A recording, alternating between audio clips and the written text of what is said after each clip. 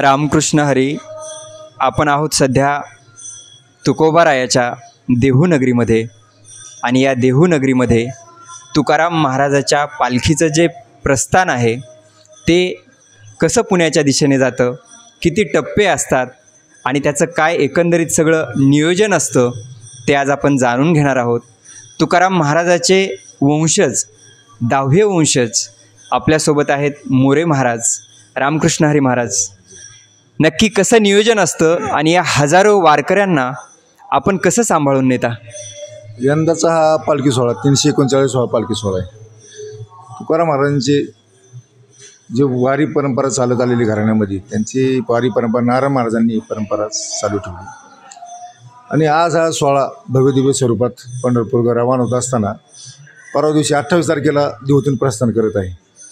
देहूतून प्रस्थान करत असताना हजारो भाविक, हजारो म्हणजे आमचे 385 दिंड्या यांच्या समोर हा पालखी सोहळा पंढरपूरकडे जात असतो.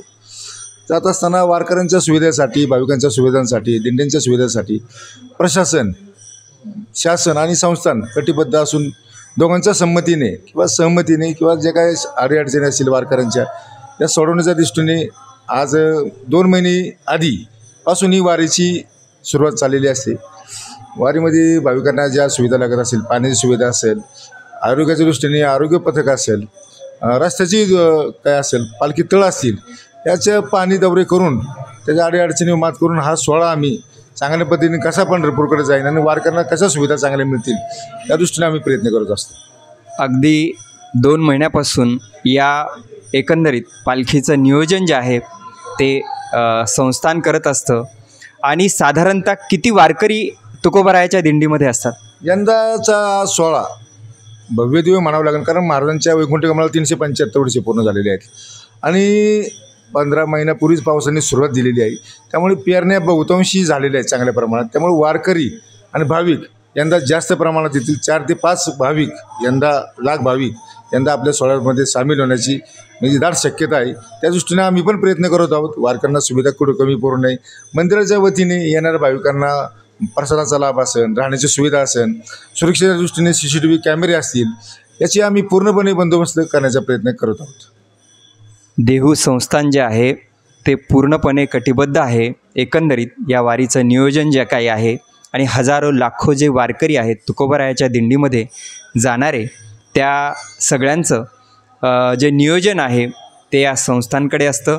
आणि एकंदरीत आपण जर पाहिलं तर वारीमध्ये पावसाळ्याचे दिवस आहेत, त्यामुळे वारकऱ्यांच्या आरोग्याचं जे नियोजन आहे ते सुद्धा संस्थांकडून केलं जातं. आणि पोलीस प्रशासन असेल, अशा वेगवेगळ्या ज्या सुविधा आहेत वारकऱ्यांसाठी संस्थांकडून देखील पुरवल्या जातात. आपल्याला नक्की काय आनंद होतो आहे? आज आपण तुकोबारायाचे वंशज आहात, त्या तुकोबारायाचे वंशज आपण आहात ज्या तुकोबारायाला जगाच्या पाठीवर कुठला असा संप्रदाय नसेल जो ओळखत नसेल. आणि आपण वारकरी संप्रदायातून येतो. एक खूप मोठी ज्ञानोबारायाची आणि तुकोबारायाची या देशाला, भारताला, या विश्वाला एक वेगळी परंपरा ह्या संतांनी दिली. आणि एक जागृतीचं जे काम असतं, समाजाला घडवण्याचं जे काम असतं ते आपल्या अभंगाच्या माध्यमातून तुकोबारायांनी प्रखडपणाने केलं आहे. आणि त्या तुकोबारायाचे वंशज म्हणून आपल्या काय भावना आहेत? तुकाराम महाराजांची परंपरा नारायण महाराजांनी चालू ठेवली.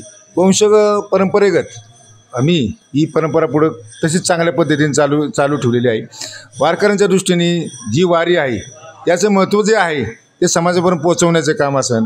आत्ता जी देशावर संकट आहे, प्रदूषणाचं असेल, पाण्याचं संकट असेल, झाडे वाचवा झाडे जगवा ही संकल्पना आम्ही वारीमध्ये नेणार आहे. प्लॅस्टिकमुक्त वारी, प्रदूषणमुक्त वारी ही संकल्पना घेऊन झाडे जागवा, झाडे लावण्याचं आम्ही सगळ्यांना सांगत आहोत, दिंडीकरांना सांगत आहोत. ही संकल्पना यंदा आम्ही वारीमध्ये रुजवणार आहोत. आपण बघतो आहोत की फक्त वारीच नाही, वारकरीच नाही, तर वेगवेगळ्या पद्धतीचं जे काम आहे ते या संस्थांकडून केले जातं. आपल्यासोबत अर्थात जोडले गेलेले आहेत आज मोरे महाराज, 10वे वंशज आहेत ते तुकोबारायाचे. भारत दुनिया का सबसे बड़ा लोकतंत्र और NLC भारत देश का सबसे बड़ा गैर राजनीतिक मंच। शक्तिशाली लोकतंत्र के लिए राहुल कराट का सार्थक कदम। मुंबई में हुआ ऐतिहासिक प्रथम राष्ट्रीय विधायक सम्मेलन।